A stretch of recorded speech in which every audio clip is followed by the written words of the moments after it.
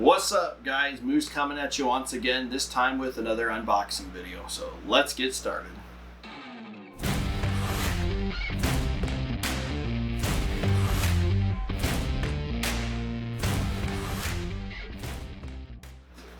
Alright, so today we are taking a look at the Hasegawa 1/35 scale. It's a Hitachi wheel loader with the multi-plow working machine. Ooh, that is terrible glare. I'm sorry, guys.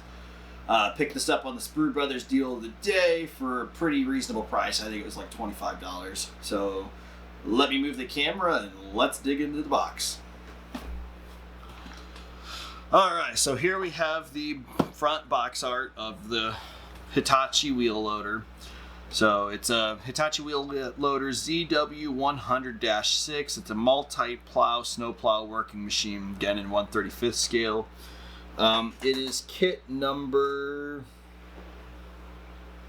66102. Pretty deep box. So on the one side they show you a bit of the finished model. The ends are just the top box art again. So I guess let's get this cracked open.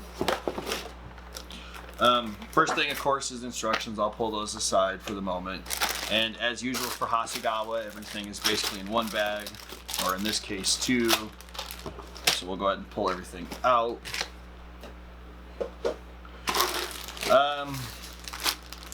I guess we'll start with the smaller bag.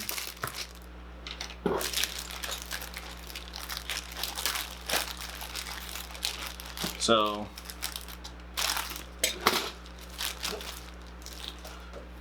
let me zoom y'all in. So the plastic or the clear sprues are in here. First one, it looks like it's very, very well protected. They got a real thick surround around that. But it's got like the warning lights, flashing yellow emergency warning lights on that one. Very clear. Ought to go together really well. So I don't know if y'all can even see that. Some poly caps.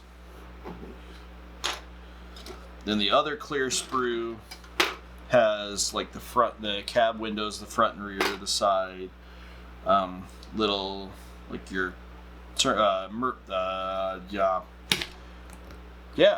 lights around the vehicle. You know, your brake lights and all that kind of stuff. Getting molded very clear. I don't know how well you're going to see that with the reflection, but nice and clear. I'm going to put those in a safe spot real quick. So then the other sprue in that bag has a figure down here. I won't build him. I don't like doing figures. Well, I might build him, but I don't think I'm going to put him in there. Here we can see there's a few crevices. There's like the exhaust, the console inside of it, and some of the side panels and stuff. The detail's not bad. I mean, it's typical, I'd guess, for Hasegawa. I mean, it's not crazy detailed, but it's not terrible either. And then there's some little rubber grommets and like hydraulic line in this one, because they include that, so you can wire that up. Let me get the big bag open real fast. So Hasegawa has opted to mold the orange stuff in orange,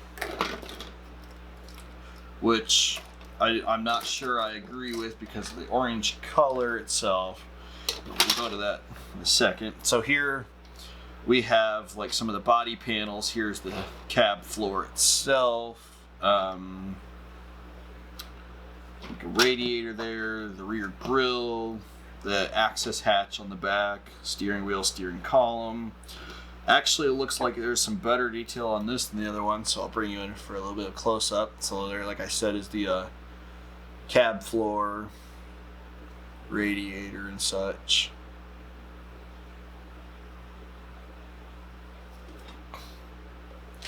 The next sprue has some of the drivetrain. So here we can see like the like the differentials and the axles all molded as one. Here's the like transfer case, the seat, wiper blade,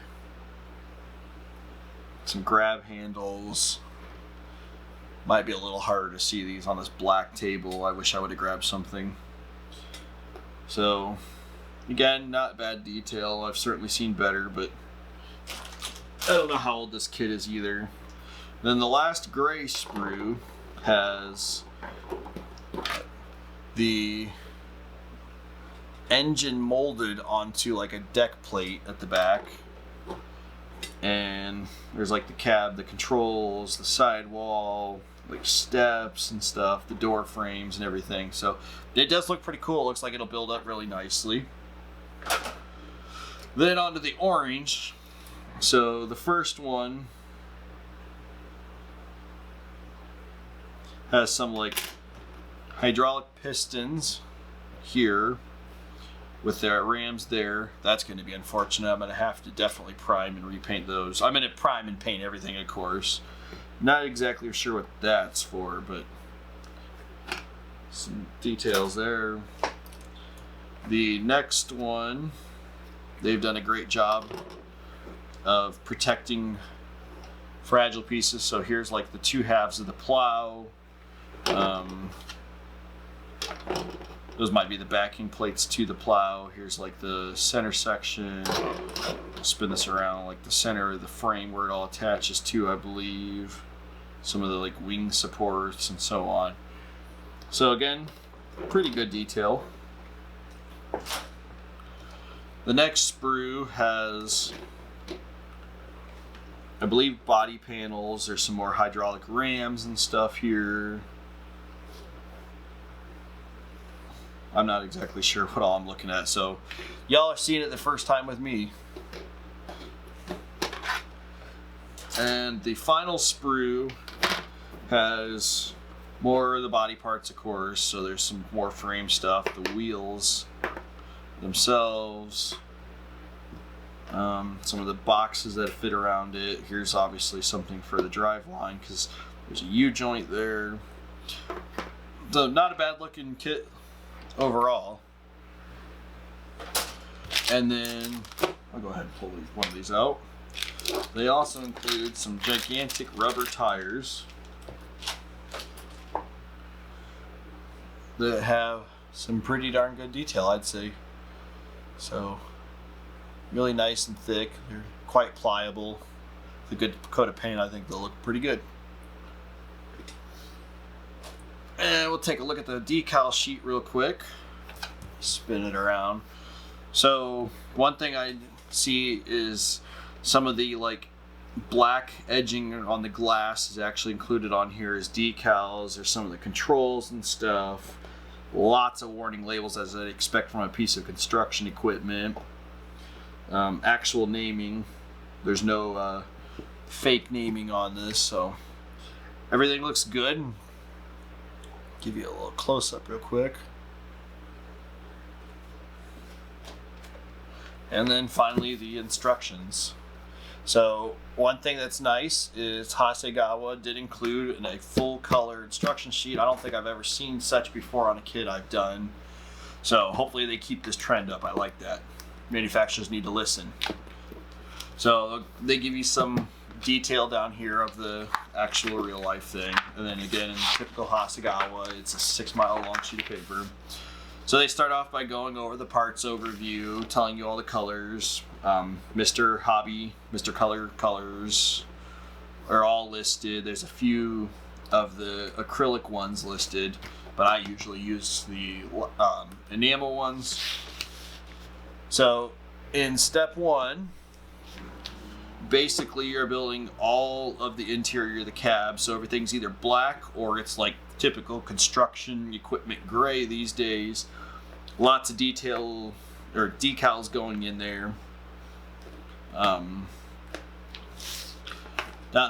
in step 2, we build the figure. Again, I'm not putting him in, and then start fitting like the side panels to the side of the cab. Again, decaling like I figured the glass pieces on the inside, so that's nice. And I'm gonna have to figure out how I'm gonna do this, because I can already see a problem, because we're putting glass on in step 2 and you got to paint the whole thing, so it might be a piece by piece kind of painting. Step 3, fitting the roof onto the cab, adding some lights and stuff like that, as well as the door into it and some like cab supports.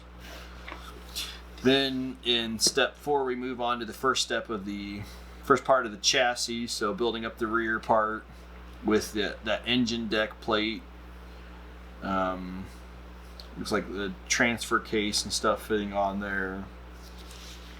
Step 5, fitting more to that chassis, so the actual articulating joint gets assembled on that part. Be great if it actually works. I don't know why it wouldn't. Step 6, we move on to chassis assembly part 3. So building up the rear end of that, then with the radiator and the side panels and some of the details like the exhaust stack and mirrors and such. Then in step 7, we kind of start bringing things together, adding like the fenders, some of the various boxes, step ladders, some corner bracing, fitting the actual engine down onto the frame. So the engine is viewable from the bottom side, not the top side. So I was not expecting that. I figured it'd be from the top. Then we start building the front. So here we start building up the typical like wheel loader, bucket system, putting all that together. Then in step 9, we build all the arms. So again, there's the hydraulic rams and stuff, and like the pivot point for all that. Step 10 then is the actual multi-plow itself. So there's a lot to this one. So building up the rams, the frame to hold it all, the protection pieces to it all, building the actual plows and the details for those, including, it looks like, some lights, before fitting all that together, and then putting on some of that hydraulic line that I was talking about. Flip the instructions over to step 11, and this is basically where everything comes together. So we fit the whole arm assembly to the front part of the wheel loader and add some more light detail before finally fitting that to the articulating joint of the wheel loader and adding more details in there with the hydraulic line and such.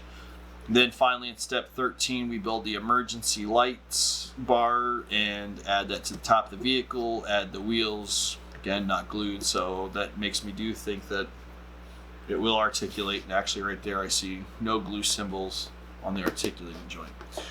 So one thing that's nice is, again, they included, because it's included, full color diagram, and as I noted down here, this is a one-to-one draw color call out for it, so you can see, I mean, that's the final size of the vehicle. So they include both profiles for the sides to see where all the decals fit, as well as the overhead view and the front and rear. So very clear as to where everything's going to fit, no questions. So overall, I think this is going to be a pretty fun vehicle. This might be one that I get going for snow season, because why not? Anyways, hope y'all enjoyed this unboxing, and I will catch y'all next time.